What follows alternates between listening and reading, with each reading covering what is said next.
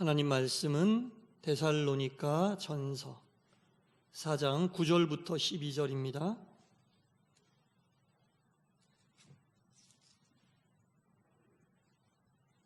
데살로니가 전서 4장 9절부터 12절 말씀까지 우리 한 절씩 교독하겠습니다. 형제 사랑에 관하여는 너희에게 쓸 것이 없음은 너희들 자신이 하나님의 가르치심을 받아 서로 사랑함이라.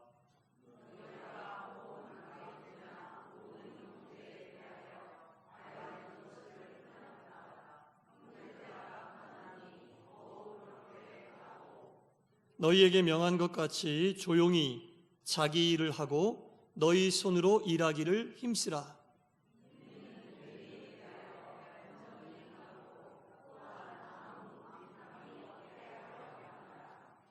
아멘.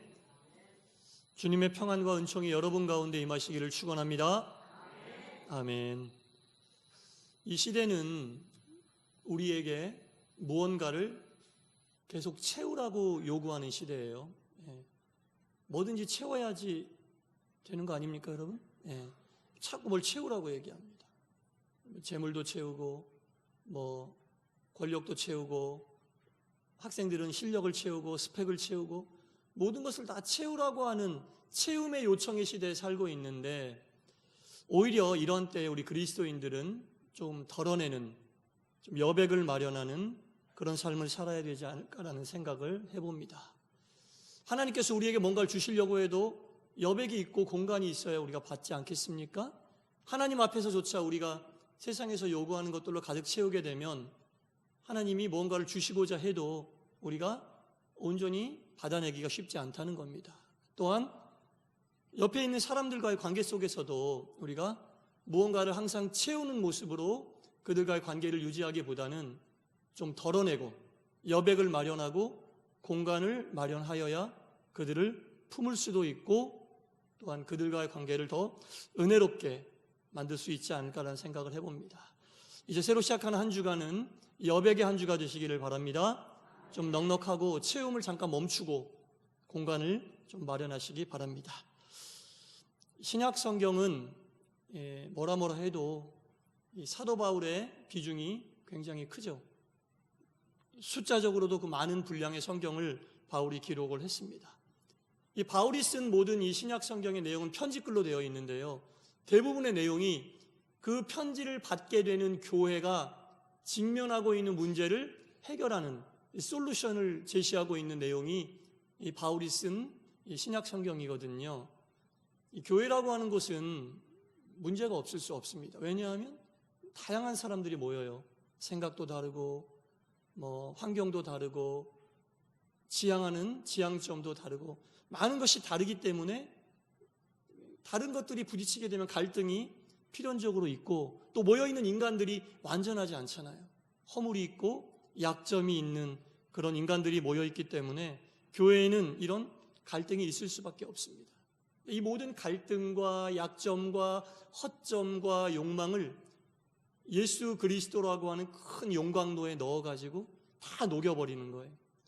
다 녹여가지고 불순물이 다 빠지고 예수님을 향한 그 마음으로 우리가 하나 될 때 교회가 온전한 모습이 되는 것인데 사실 큰 교회건 작은 교회건 떠나서 다 잘 안 녹더라고요. 녹아요, 여러분? 난 잘 안 녹던데. 안 녹아. 참 힘들단 얘기죠. 그럼에도 불구하고 우리는 이 작업을 멈춰서는 안 될 것입니다.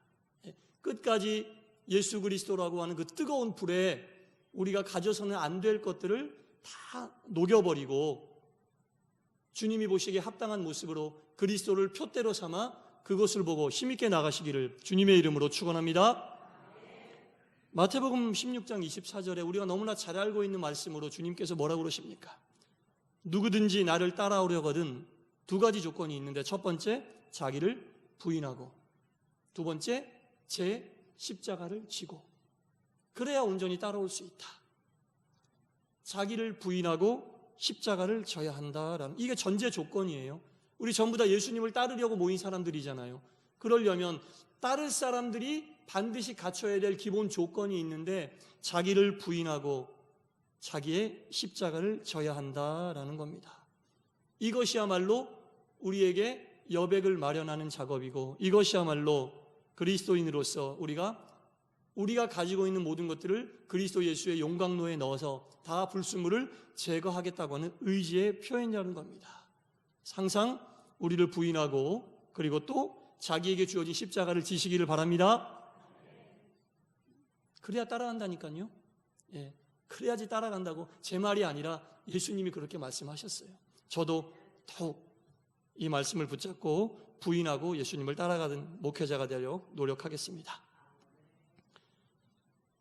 이 데살로니가서는 데살로니가 교회에 보낸 편지겠죠? 예, 데살로니가 교회에 보낸 편지인데 이 데살로니가 교회는 바울이 2차 전도 여행할 때 맺은 결실이에요. 이 바울이 데살로니가에 도착을 했어요. 빌립보에서 사역을 하다가 데살로니가에 도착했는데 가자마자 회당에 들려서 하나님 말씀을 열심히 전했거든요. 근데 이제 거기에 있었던 사람들 중에 경건한 유대인들과 몇몇 귀부인들과 이방인 가운데 말씀을 사모했던 사람들이 너무 그 말씀을 듣고 싶어하고 좋아했는데 대다수의 유대인들은 바울의 이야기를 듣고 거부감을 가졌어요.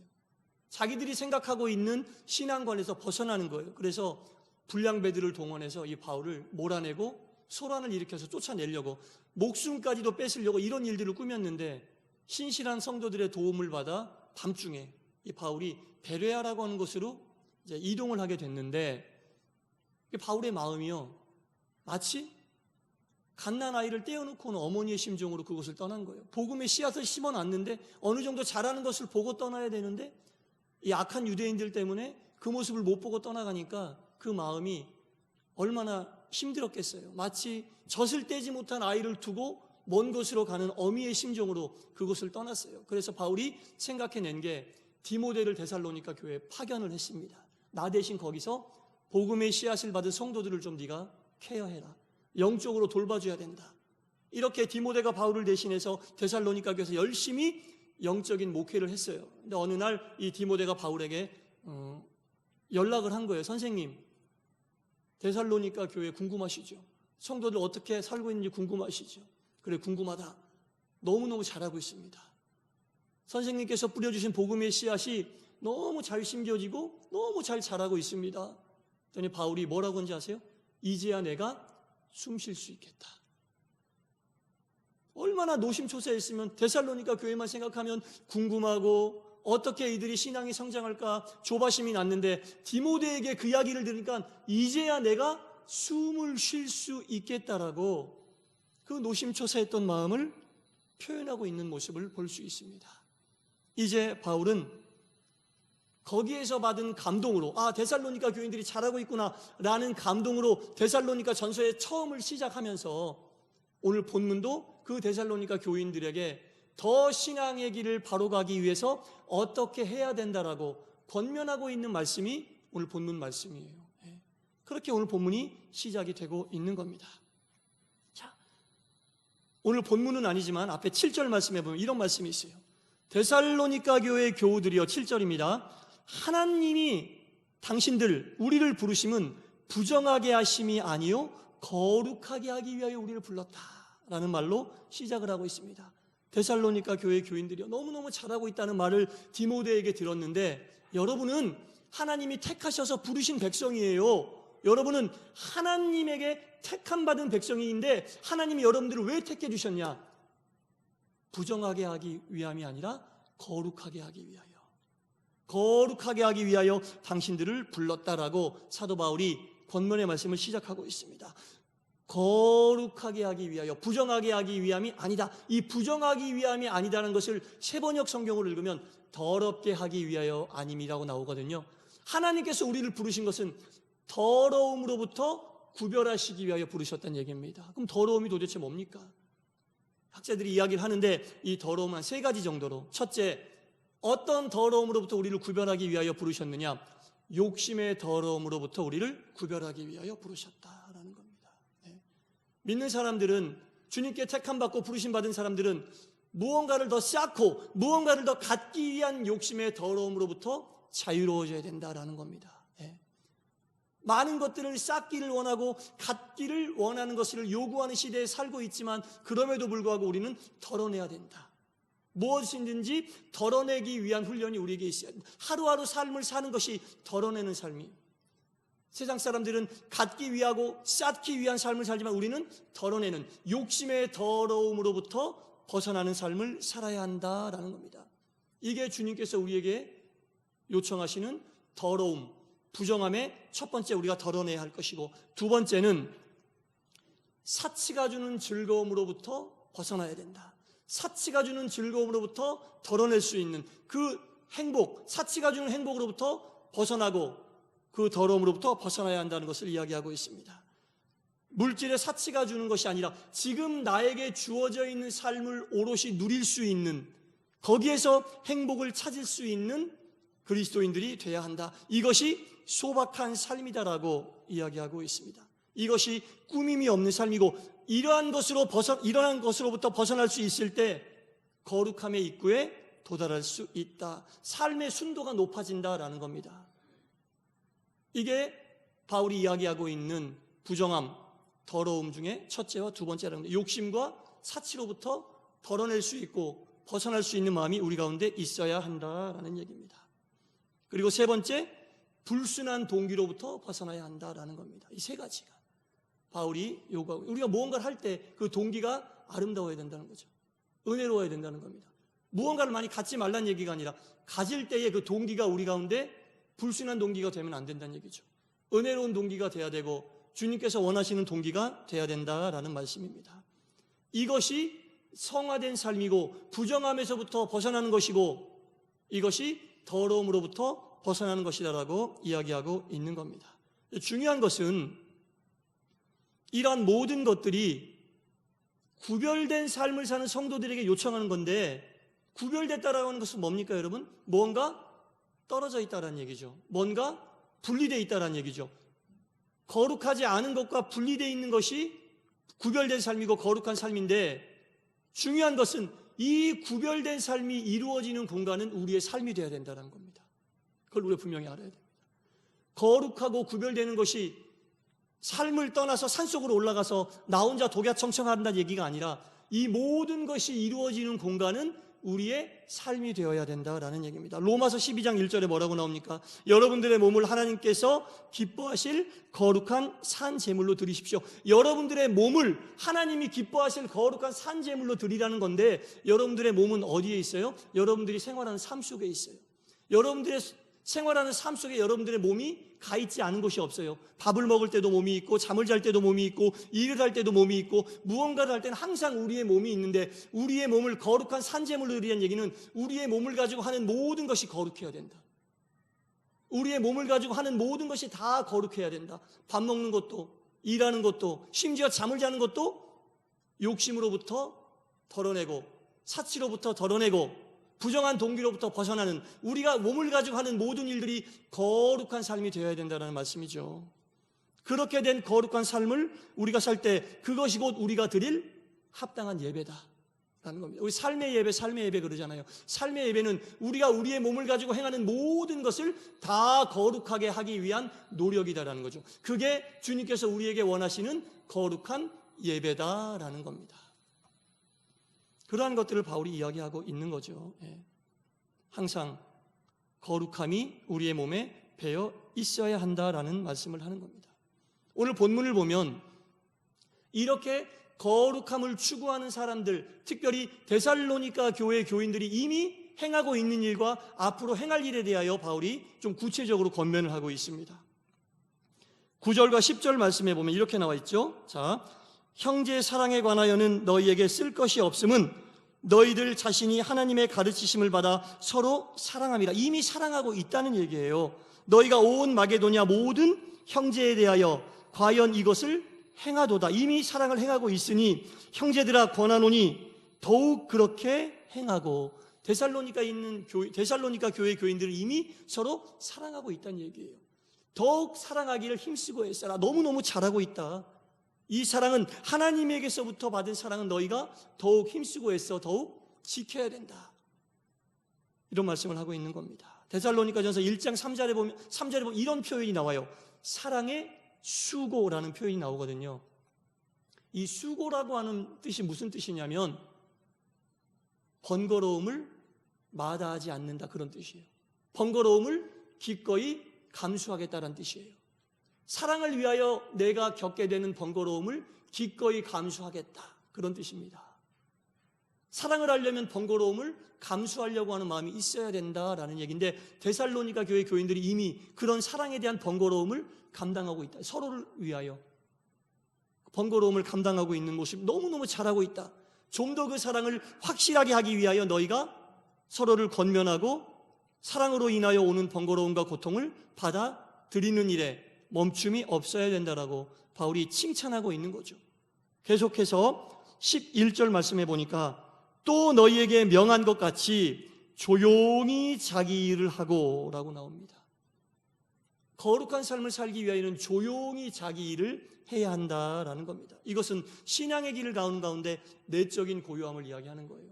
내적인 묵상을 이야기하는 거예요. 자기를 드러내거나 돋보이게 하기 위하여 노력하고 힘쓰고 애쓰지 않는다는 얘기입니다. 오히려 조용히 자기 자신을 돌아보고 하나님 앞에서 조용히 묵상하면서 하나님과의 관계를 깊숙이 맺어야 한다라는 얘기를 하고 있는 겁니다. 무엇을 하든지 자기를 드러내지 않는 조용히 자기 일을 하는 것이 거룩한 자의 삶의 모습입니다.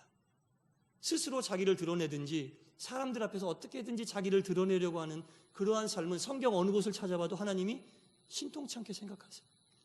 이미 자기가 자기 자신을 다 드러냈기 때문에 그런 인생은 하나님이 별로 신통치 않게 생각하시고, 하나님이 집중하시고 귀하게 여기시는 삶은 조용히 자기에게 주어진 일을 감당하는 삶이다라는 겁니다.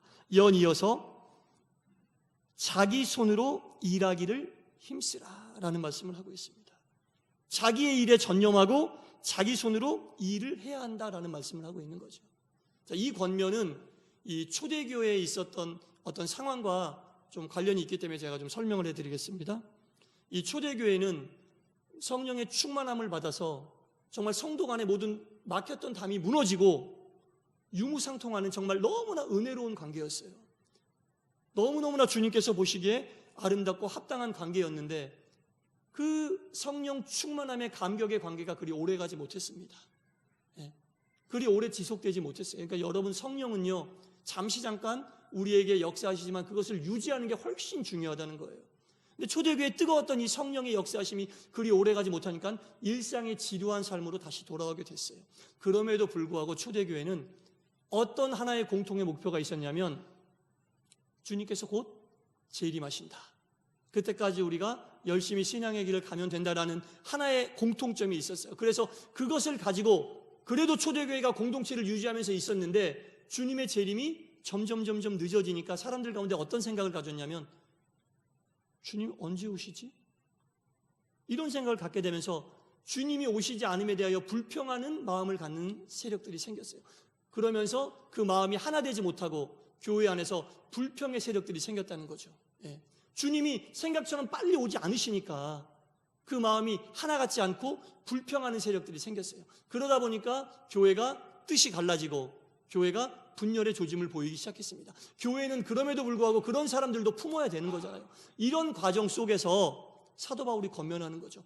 불평하는 사람들에게도 사도 바울이 권면하는 겁니다. 너희가 너희에게 주어진 일을 묵묵히 주님 오시는 그날까지 오롯이 감당해야 한다. 너희 손으로 끝까지 그 일을 붙잡고 감당해야 된다. 주님이 오시고 안 오시고는 주님만이 아시는데 너희가 그 시기와 그 때에 따라서 너희의 마음이 요지부동하고 움직이고 너희가 원하는 때에 주님이 오시지 않는다고 해서 불평하고 원망하고 그런 마음을 가져서는 안 된다라고 사도 바울이 권면하고 있는 거예요. 자기의 일을 끝까지 감당하고 그것을 오롯이 너희 손으로 감당해야만 교회가 평안하고 바른 믿음의 길을 갈 수 있게 된다라는 권면을 하고 있는 거예요.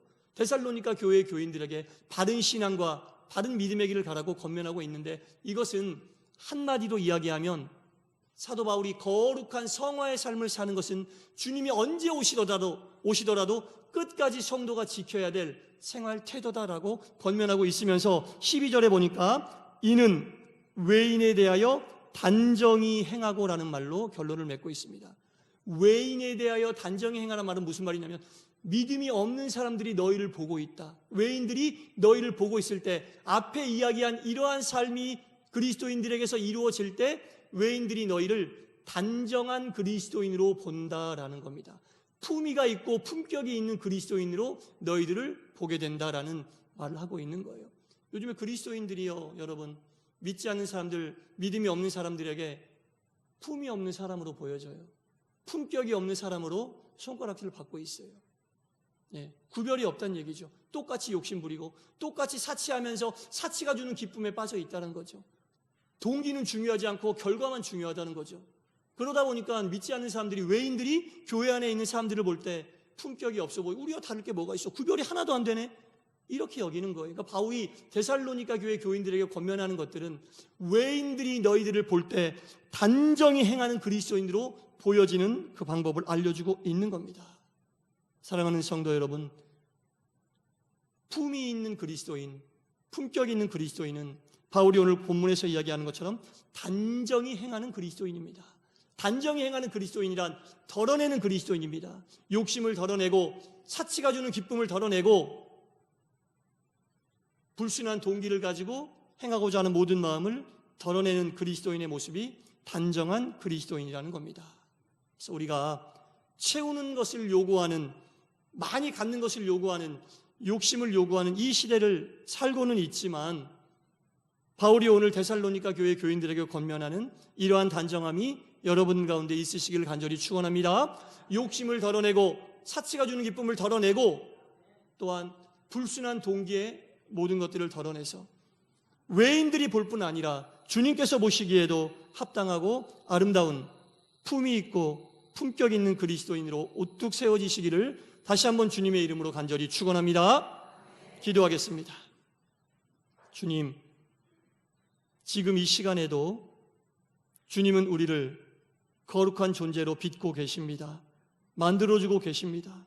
거룩한 하나님의 뜻이 우리의 몸과 마음에 새겨지기를 원하고 계십니다. 주여, 많은 사람들이 믿음에 있는 사람들을 바라볼 때 거룩함으로 구별되어져야 합니다. 똑같이 욕심을 갖고 똑같이 무언가를 채우기 위하여